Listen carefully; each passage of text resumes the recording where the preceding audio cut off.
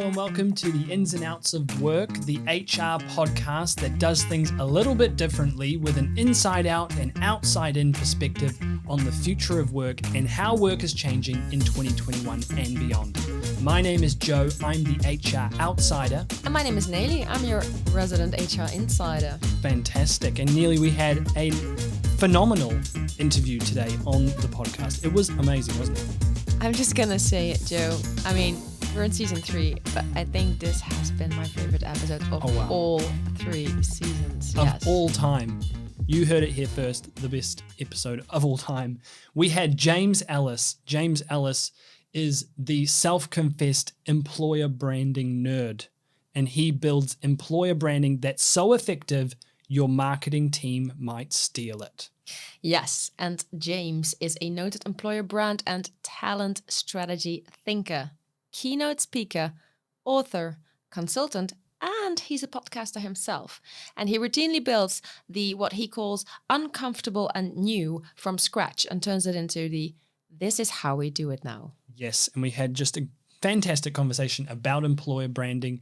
It can be a slippery term. What does it really mean? Who should own it? A lot of different topics like this. What's the real goal behind it? It was really an eye-opening interview. And one really cool thing you should know about James is that he's written a book. It's called Talent Chooses You. And we're putting the link in the show notes because essentially what he's done is really cool. He's provided it publicly free on a Google Doc. So you can click on that, go through to his Google Doc, read his book. You can even leave comments, interact with him on the Google Doc. It's an amazing idea. Yeah. Yeah, and regarding this episode, Joe, I mean, James's energy is unbelievable. It's a very, how do you say that? Infectious. Yeah, exactly. And he gave a lot of very cool examples as well. So really recommend you listen to it. Yes, fantastic. Now, you might know that in season 3, we are keeping some of those segments from season 2. Today, we're going to quickly do what we call the outsider outpouring before we get into the interview with James. And so here we go. Basically, the outsider outpouring is 30 seconds from me, the HR outsider, to just have a rant, to get a bit, to get my emotions out there about this topic. And you might know that in season 2, we actually did cover employer branding on this same topic. My rant was really about ping pong tables. So you're going to have to go back and listen to that. It's episode 1 of season 2, published back in August. But today it's going to be on a slightly different topic. So we're going to start the clock, 30 seconds. Here we go. So what I really understand about employer brand is that you can't create it, okay? It already exists. It's about perceptions. So people who say, we just need to get together and create our employer brand. You're wrong. What are you talking about? You can't create it. It already exists, even if you've done not one single thing to make it a thing, okay? It already exists. That's what you need to know. So it's kind of a myth. It's an outsider outpouring, but it gets me going when people think, let's create our employer brand. You're not the one creating it. It's the result of a lot of different influences, okay? That's my outpouring for today. I could feel the emotions there, Joe. I could feel them. Yeah. It's an emotional topic for me. Yeah. So let's quickly move on to the episode then. Here's the interview. But as always, before we go there, subscribe to our podcast, please, on your favorite podcast platform. Like this episode, share it with a friend, and leave us a 5-star review. Happy listening.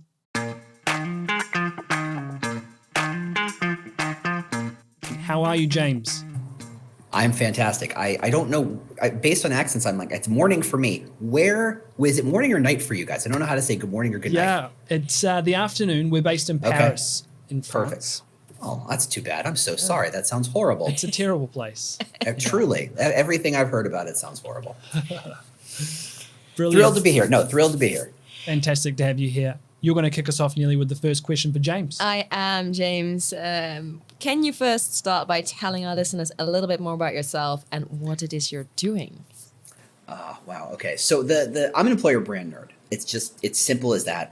Where I do it, how I do it. Don't worry about it. It's what I do. And when I say I'm the employer brand nerd, it's not some sort of made up title I've given myself. I didn't go out and buy a trophy. Turns out Google thinks I am. So if you Google employer brand nerd and you put it in quotes, I own the first 5 pages of search results. If you ask who is the employer brand nerd, my picture shows up. So who among us is really here to question Google? Wow. So that's really what it's about. It's I've been doing goals. it. It's weird. Well, goals, maybe. I mean, yeah, everybody's got a different bar. Everybody's got a different bar to jump over.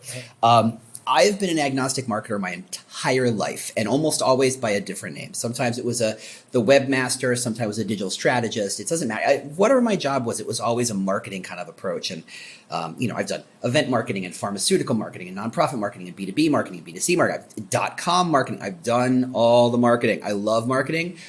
But what happens is you kind of do it over and over and over again. You realize it's all the same. I mean, the rules are slightly different, but in the end, it's understand who you're trying to talk to, understand what you're offering that they actually want to care about, figure out where they live, put thing in front of them, measure and repeat, adjust. Really, it's that simple. And by the way, for those of you studying marketing, congratulations, you now have a BA in marketing. Just that simple lesson. And what happens is that I kind of got, like all good employer branders and frankly most recruiters, I fell into my space by accident. I got poached into the space. Like nobody went to school for employer branding. Like it just does not exist. Nobody goes to school for recruiting. It doesn't happen. I don't believe it. We are all, recruiting is functionally an island of misfit toys. We could not get jobs anyplace else. So we ended up in these weird places. And most of us go, cool. And so I discovered this magic thing that said, all marketing is about more. It's about more eyeballs, more shelf space, more visibility, more clicks, more links, more share of wallet, share of voice, share of whatever. It's more leads, it's more sales, more. It is the most glorious word in all of marketing is more. You cannot come up with a better word than more. But when you apply all that thinking to recruiting, it doesn't work. You want to hire someone?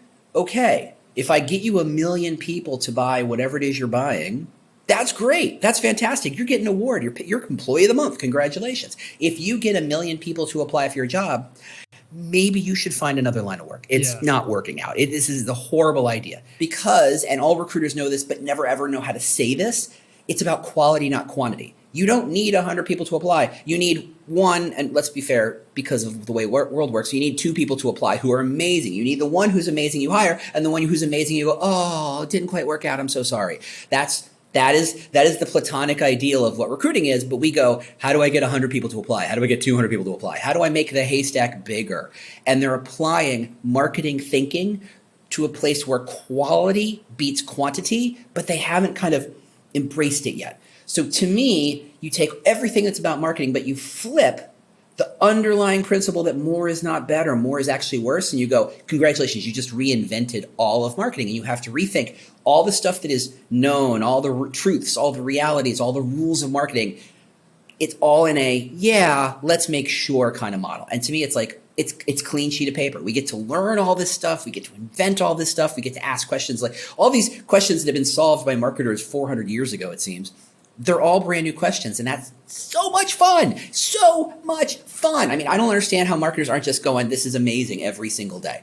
So that's really who I am, and that's why I do what I do. That's brilliant, James. Well, that's an amazing first answer, and I think you've touched on so many things there. And so excited to, we have this podcast about HR and the future of work and things, and it just sounds like you have this, you're coming from a marketing background. I'm a marketer as well, so this is lighting me up right now. So we are I'm lost. excited. You and I are lost. How did we end up here? How did we end up here? What happened? What horrible thing happened? Or what horrible choices do we make in life? Exactly. What? Yeah. But I'm pretty happy being here, to be honest. So it's Same. good. Yeah. Same. So, James, today we're going to talk a lot about your book, which is called Talent Chooses You, which is such a cool name. And what I was really interested to know, James, is that you've taken the awesome decision to make this public and make it free to everyone in a Google Doc. Can you tell us more about that?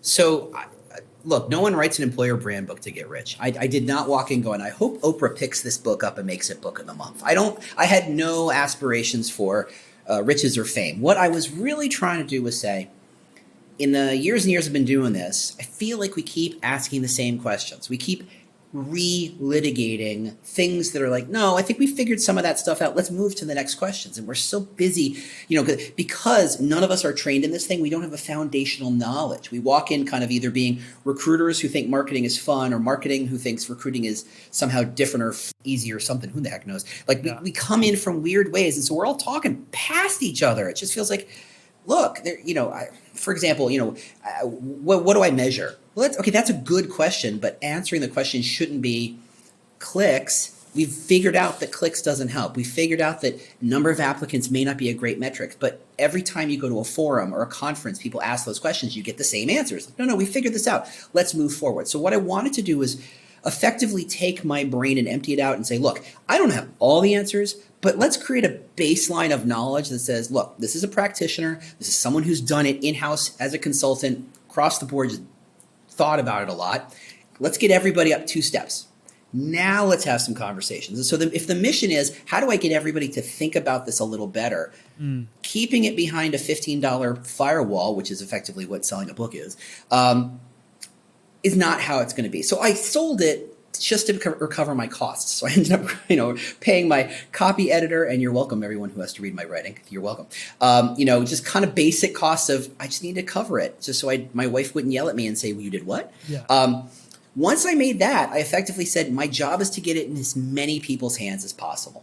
And so what I did is I just took my text and I dumped it, and actually I wrote it in Google Docs, so it was really not much of a stretch. I kept it in Google Doc. I just made it so you couldn't edit it. You could just comment on it. And I said, here it is. And so if you go to employerbrandbook.com, it links directly to that Google Doc. And invariably, once a week, someone tries to either insert their name or delete large chunks. And I just go, reject. And it's like, come on. You think you're the first one who tried this? Come on, But it's interesting. I kind of keep half an eye on it because it's like out in the world. It's a baby bird. Yeah. I've let it fly, right? Do what it does. And, on a given day, 4 or 5 people are reading that thing. And I'm like, okay, hopefully this is useful.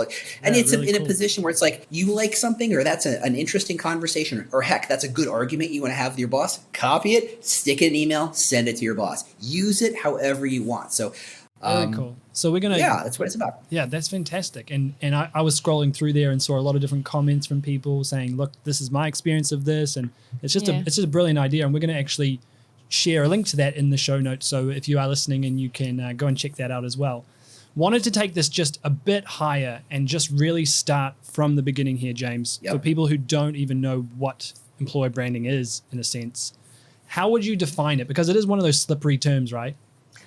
Like strategy, like innovation, you ask 10 employer brand professionals to define employer brand, you're going to get 12 answers. It's a mess. And so my favorite, and I feel like it's the most commonly held definition, is an employer brand is what an individual thinks of when they look at your company and go, I wonder what it's like to work there. Now, take that half a step out and you say, where did that impression come from? Well, it came from, maybe they bought your product. Maybe they liked it. Maybe they didn't. Maybe they saw you in the news. Maybe your recruiter's a jerk. Maybe your recruiter's a sweetheart. Maybe. There's all these touch points. Your customer service, your CFO grabbed your CMO by the butt and it made it to the newspaper, and somebody's suing somebody, whatever. All that stuff is an impression and it's experience, and it feeds into you because your employer brand's kind of like a bird's nest. You build it based on whatever's laying around. Like if you told me a company I've never heard of and says, what's its employer brand? I would go, ooh, I have no interaction with it. I have no experience. I have no perception. The other side of that coin is the word individual at the very top of that definition. That is, if I say, and I'm picking one at random, I have no connection or interest in this, Nike, what you think Nike is all about to work at, what you think Nike is all about to work at, I think Nike is all about to work at, is different. And that's not a flaw. That's not a bug in the system. That's the nature of the beast. And so turns out some people who really want to have a really artistic career or really want to have open opportunity to kind of do certain kinds of creative work, they look at Nike and they go, that's an amazing place to work because I also want to have that creative flexibility, that opportunity, that open space.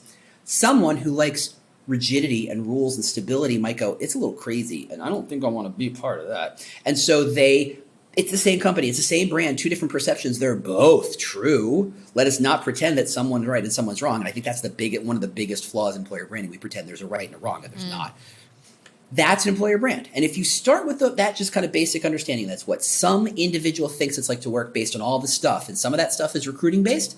What you say on the job posting and the advert, what you say, what the recruiter says, and some of it happened well before they even started looking for a job.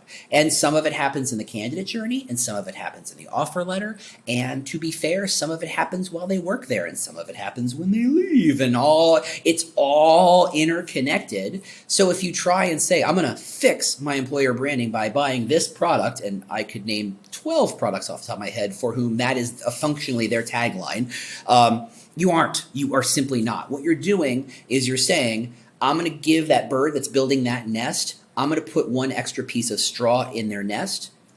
Okay, that might shape it, that might influence it, but is it changing their perception? Not necessarily.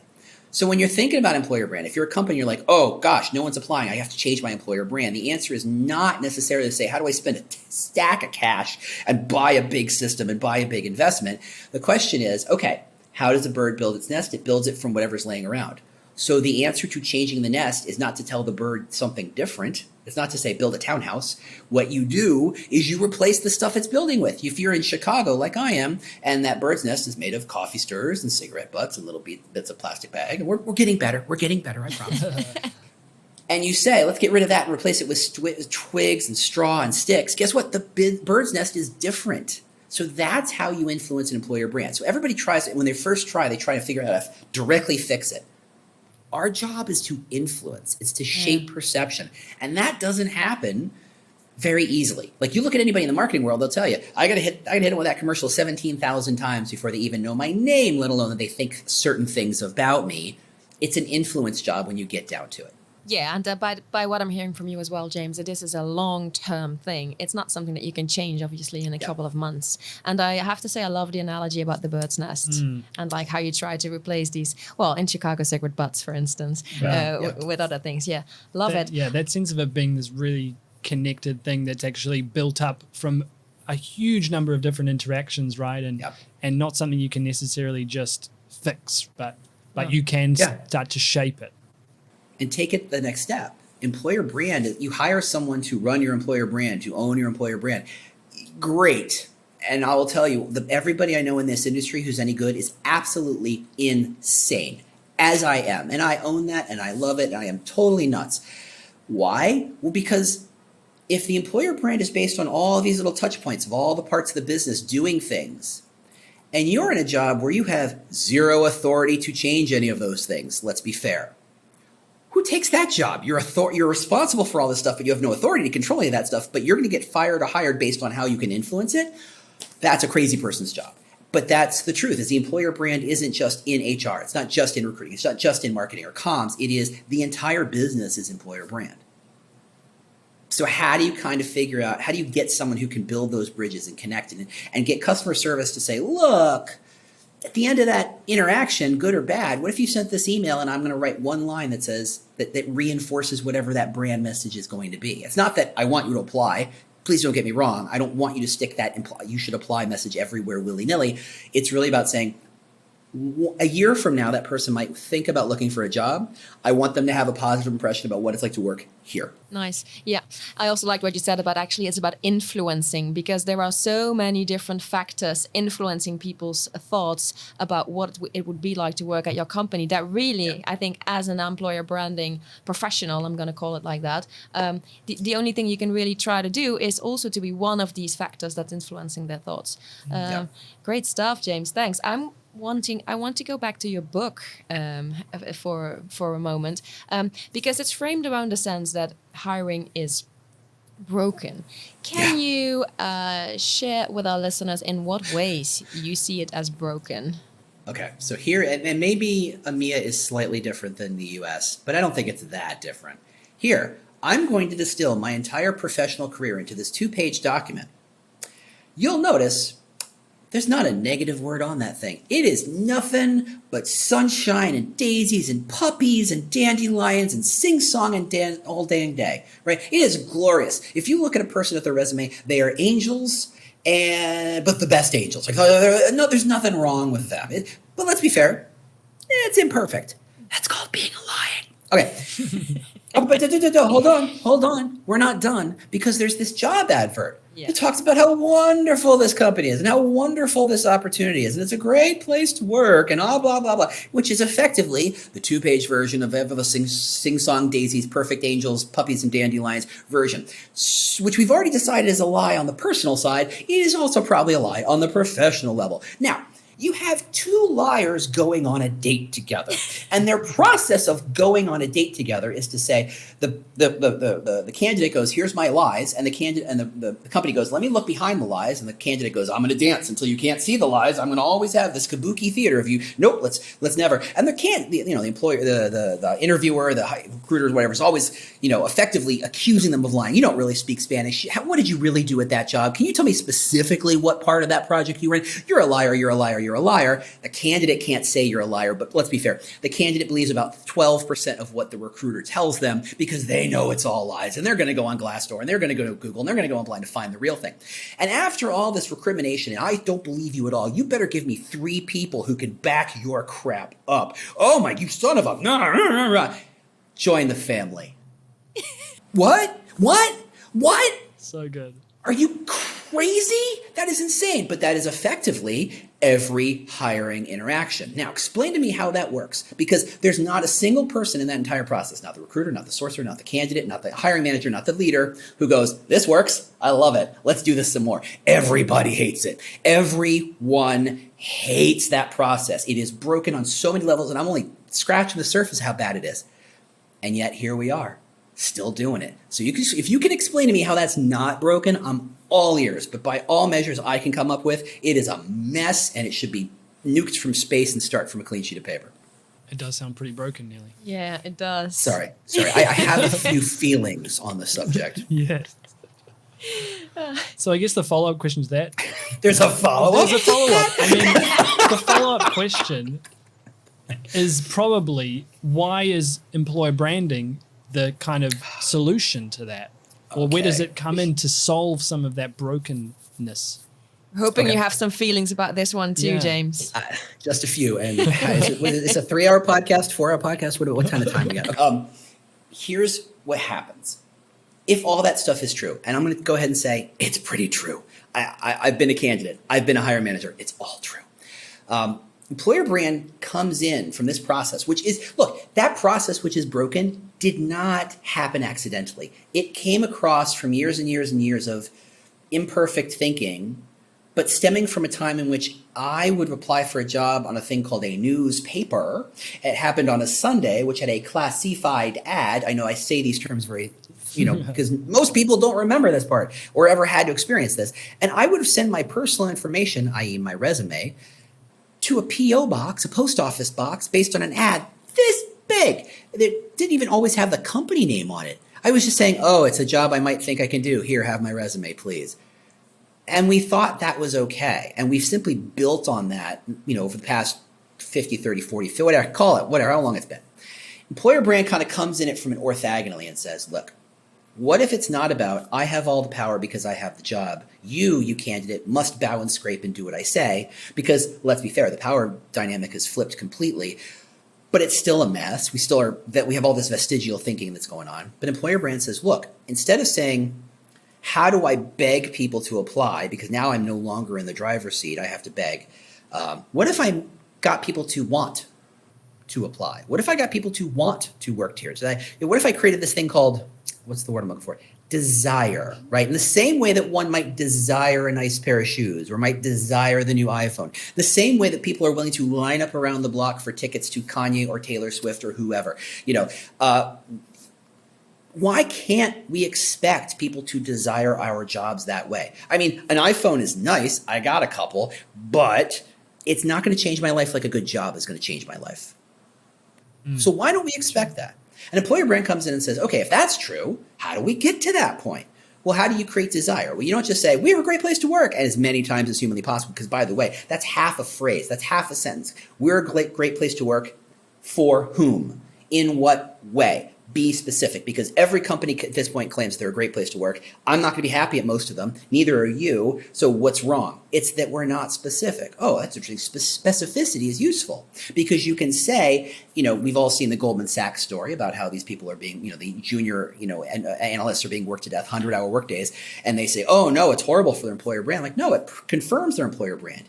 Come in, work 100 hours, be here a couple years, never fly coach again. Be a millionaire by the time you're 32, be a multimillionaire by the time you're 40, and you're done. That's what they signed up for. You don't get to be a multimillionaire by the time you're 40 chilling out. You don't do it working a 40-hour work week. You sign up to say, I'm going to go ahead and give you my 20s, and in return, you make me rich. Sound good? Sounds great. Fantastic. Let's go. And like you were saying, it's like you were saying before on that Nike example, it's a sense of some people really want to work with it, but some people really don't want to work there, right? Exactly. And so, there are people who are super happy at Apple. There are people who are super happy at Amazon. There are people super happy at the post office. Yeah. And that sounds crazy, but those people love the idea that at 5 o'clock they can stop thinking about work until the next morning at 9. Now, how many in the sound of my voice can say that? Probably nobody.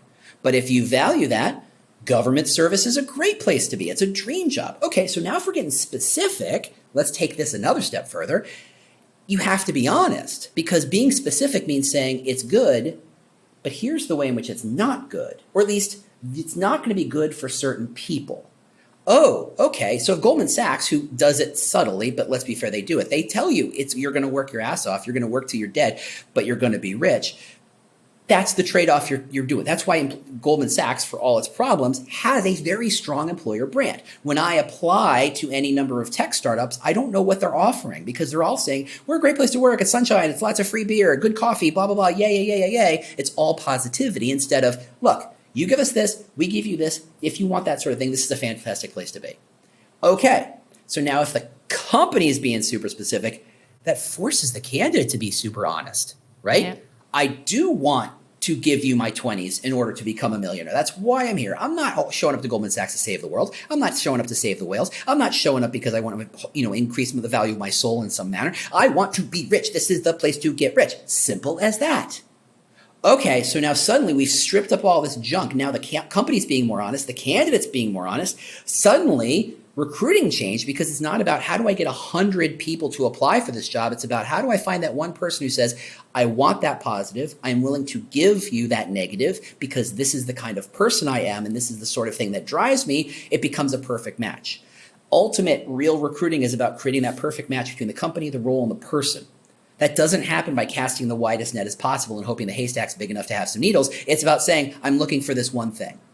That is where employer brand is really trying to completely change and reinvent what recruiting is. To say, look, the last 50 years, it got us in a place where it's not working. How do we reinvent? So employer brand is here to kind of burn what was and say, what could be? Mm. Brilliant. Did anyone expect a short answer to that question? No. I'm sorry. No, definitely not. Yeah. I think like you said, James, like when we were scheduling this interview, you said, as long as you know that I can talk for an hour on each of these questions. So this is phenomenal. Yeah. Fantastic. Yeah. We're loving it. You are prepared.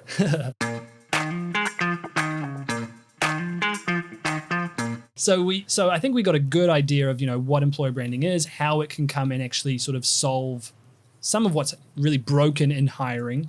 We wanted to take a moment to do something, sort of a segment we do regularly through this podcast. It's the myth segment. Okay. So what we like to do is bring up a myth and sort of debunk it. So love it. What would you say, James, is your sort of favorite or maybe even least favorite employer branding myth, and why would you say it's a myth? That's a good question. A lot of it is this idea that you always have to be positive, that employer brand is about how do you bang this big drum of we're great, we're great, we're great, we're great. And again, it's stemming from this idea that if you're trying to attract mass audiences, being generally positive is a good way to go. In the US, for the longest time, we had 3, maybe 4 TV stations, right? That's all we had. Pre-cable, pre-HBO, pre-Netflix. Kids, there was a time in which, right, before cable existed. And so in order to be a show on those channels, you had to appeal to the biggest possible audience. And the best way to do that was to not be interesting, to not be different, to not be weird, to be generally nice. And that's why the Brady Bunch was a huge success. I'm sorry, but the Brady Bunch and Gilligan's Island, these are not art. These are not revolutionary thoughts. These are how do you burn 22 minutes in service and making somebody watch 8 minutes of commercials. That's exactly what it is. And how to get the biggest possible audience to do so.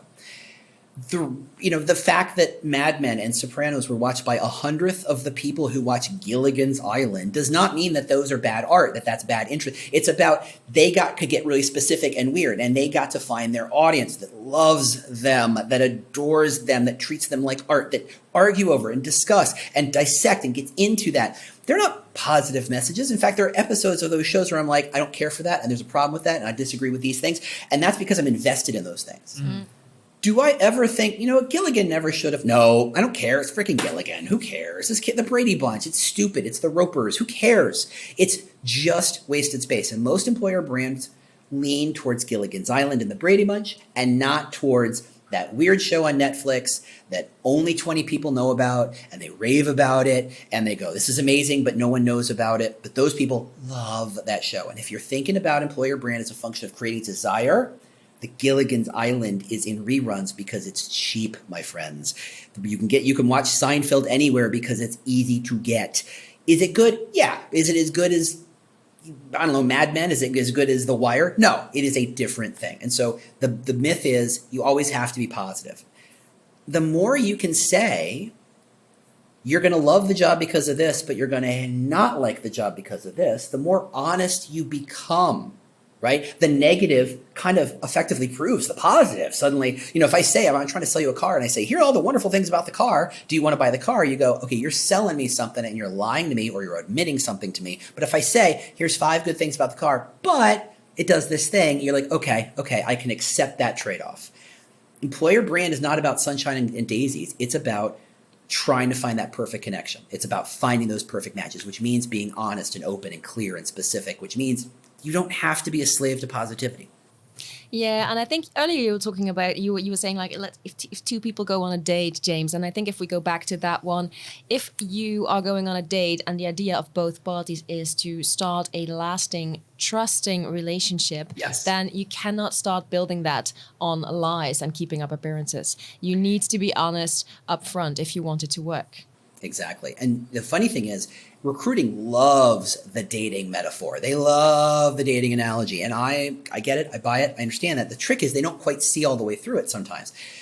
We all know people who are really good at Tinder and really good at Bumble. Like they know how to always get a date. No big deal. They're always good at that. I know plenty of people, recruiters, who can always get connected with a candidate. They can always get a response. They can always engage. They can always find someone to talk to. But you'll notice that those daters are never getting married.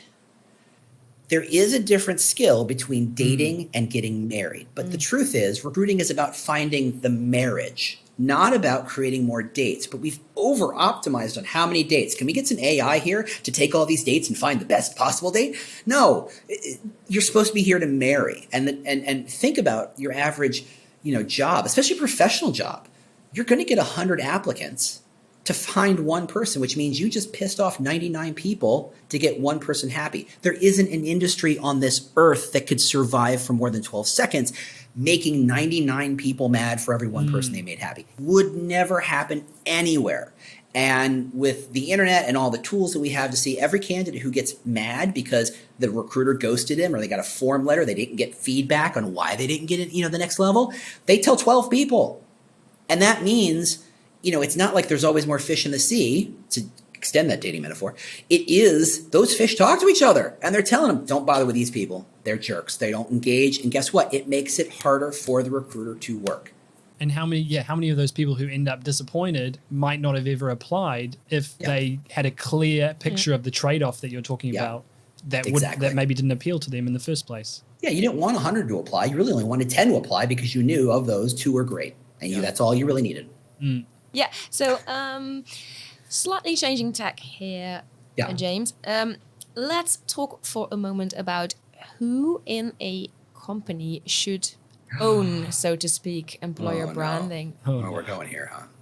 We are going here. Because, we are definitely having a lot of people from the HR space listening to our podcast. So, yes, we do need to go here. I will say this. There is no right answer. And frankly, there is probably no more hotly debated topic in employer brand circles, then where should it live?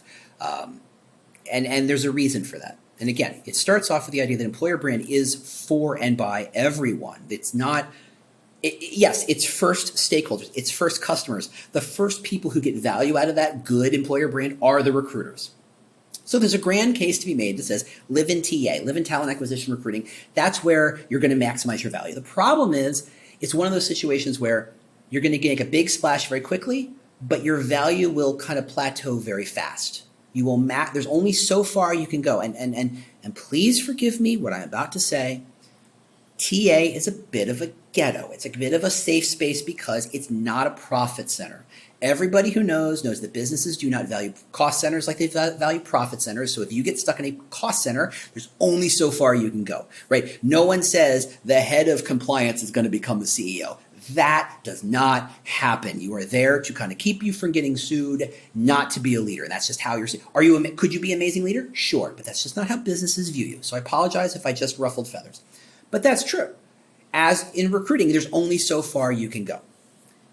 However, if you go into marketing, you have a different kind of path where you get to say, oh, look, there's resources. Marketing has all the toys. They have all the tools. They have all the resources. They have the money. They get to spend stuff. They get to do stuff. But the second you are embedded in marketing, recruiting doesn't trust you. And you have to work twice as hard to say, look, recruiters, I'm here to serve you first. Let me help you. Because functionally, you're trying to find, I think of it as having a passport. If you're in marketing, you have a marketing passport. You show up to the weekly stand-up meetings. You know what's going on. You get to go to the all hands. You get to be friends with everybody in marketing. You know all the marketing stuff, but you don't have a passport to talent acquisition. If you're in talent acquisition, you have a talent acquisition passport, but you don't have passports anyplace else. And we haven't even started to talk about the business or comms or any of the other elements that are part of the business. So to me, the question is not about the business. The question is about the individual. So if you are a recruiter and you have great recruiting skills and you've got a history of recruiting, get out of recruiting. Because you kind of have a visa to recruiting wherever you live. And if you go into comms, or you go into the business, or you go to the marketing, you've got that passport, but now you've also got a visa this other place. And I think if the goal of employer brand is to connect with all the parts of the business, that's how you get a leg up. You have the most connections.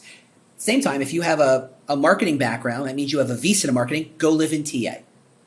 Go live in comms. Go live someplace else and say, let me create my passport here and create the visa here. Now, over time, that will shift. What will happen is you will create natural kind of, I don't know, I'm extending the metaphor far beyond its rational bounds. And to say, look, I have passports in all these different places now. I do know this part of the business. I do make friends with that part of the business. That's one of my favorite parts of my job personally, is that I get to go to talk to the business and do like a 15-minute dog and pony to say, this is what we do. This is how we can help you. And they go, I had no idea we even did any of this stuff. I had no idea there was someone in charge of that. And they're my best friends. I mean, I've got, to be perfectly honest, I got a hiring manager, a VP hiring manager, who calls or who slacks me and says, can you change this job posting? I'm like, dude, that is not my job. But for you, yes, because you hire a lot of people and I want to be friends with you. Mm-hmm. The answer is it depends on the person more than the company. That's really my answer. Now, yeah. I know a lot of people will argue with that one. I know a lot of people who will happily argue with that. But that's the trick. There is no right answer. Yeah.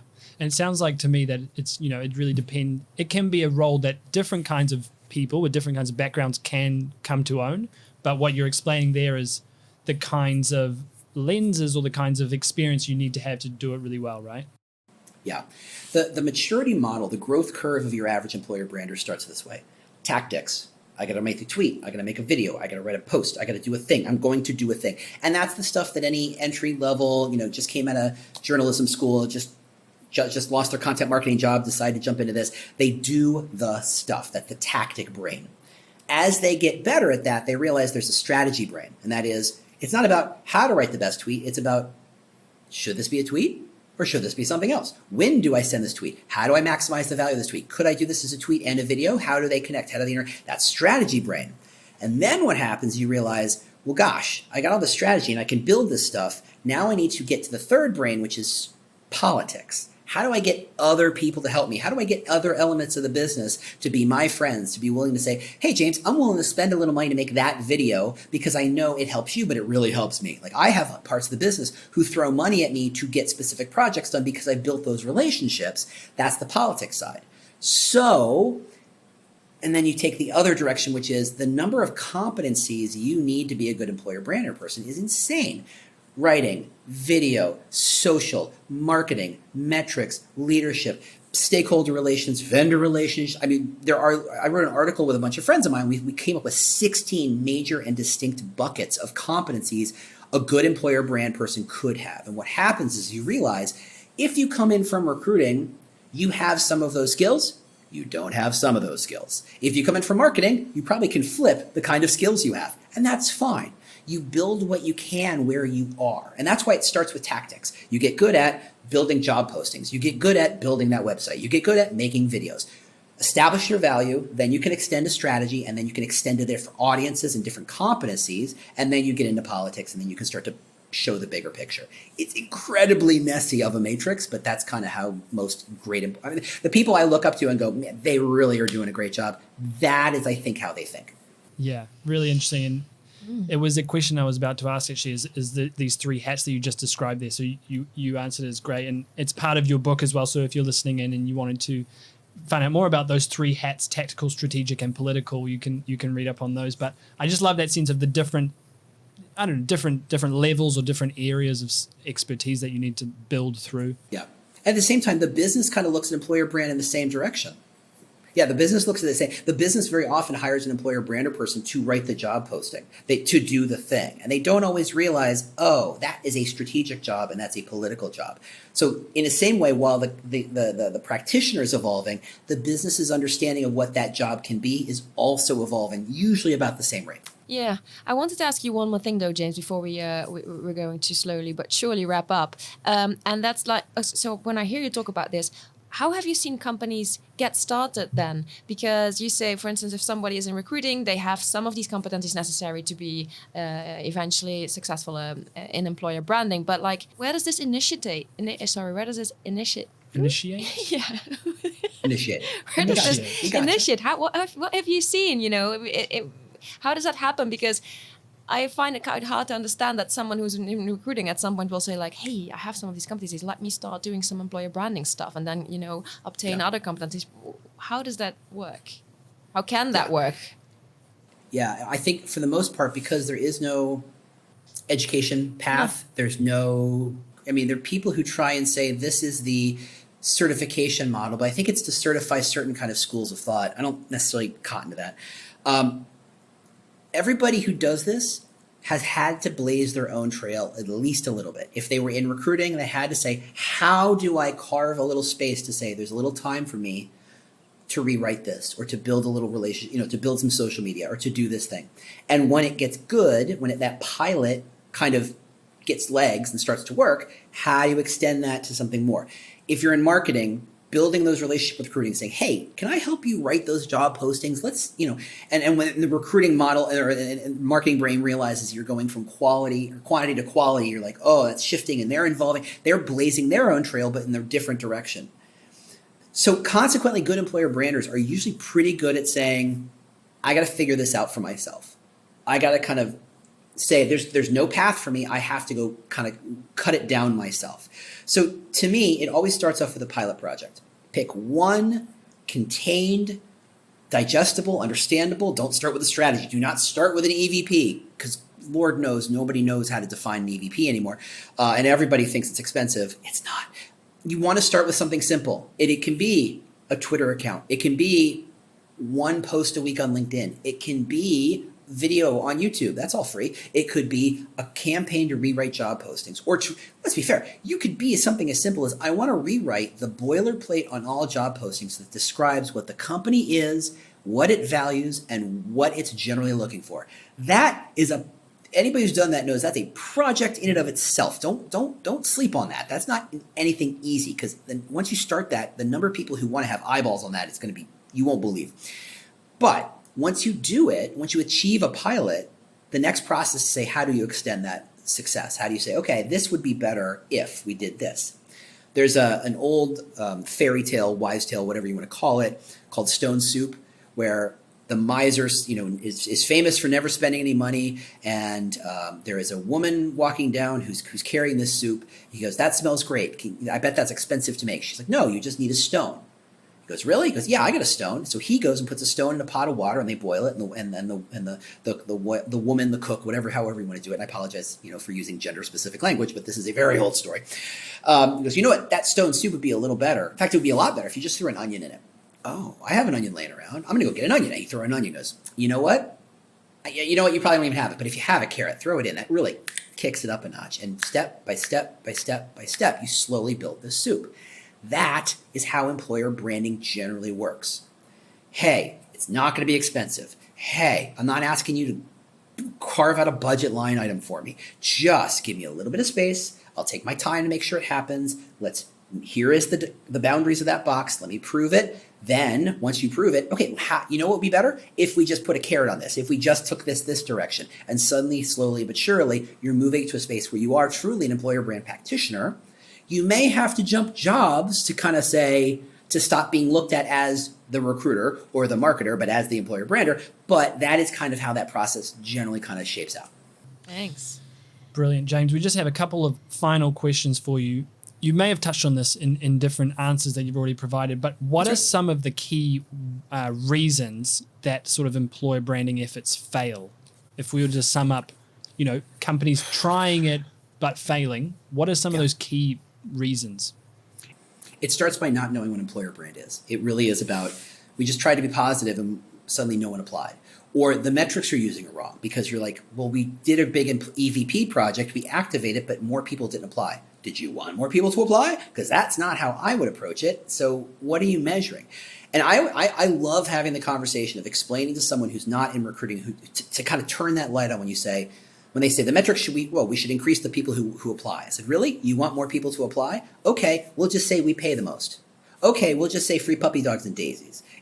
You can say anything. I can make lots of people apply. You don't want to hire any of them, but I can make lots of people apply, and the recruiters will not be happy with you.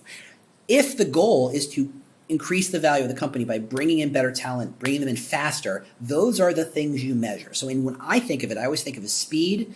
So having people who are pre-sold on the company, sitting around waiting for that job to open. I have to open up this requisition, let's sit for a month, let the resumes pile in, and then I'll look through them, and then I start. No, when the hiring manager says, I need a new director of data science, the recruiter can be able to say, I know 2 people who would be fantastic. You want me to set up some conversations right now?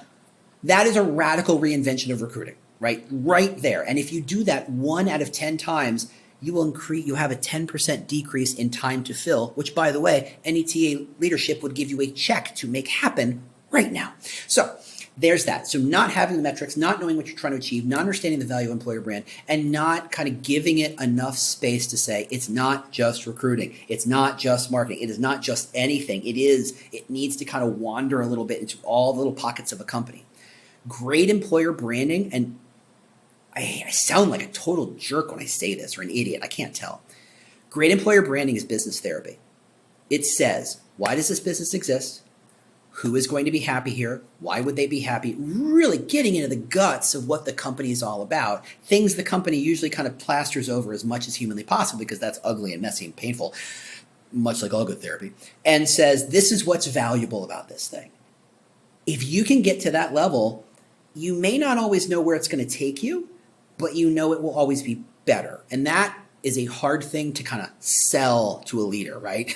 I mean, they look at you going, aren't you the recruiter? What the hell are you talking about? Why would I trust my entire company's brand to you?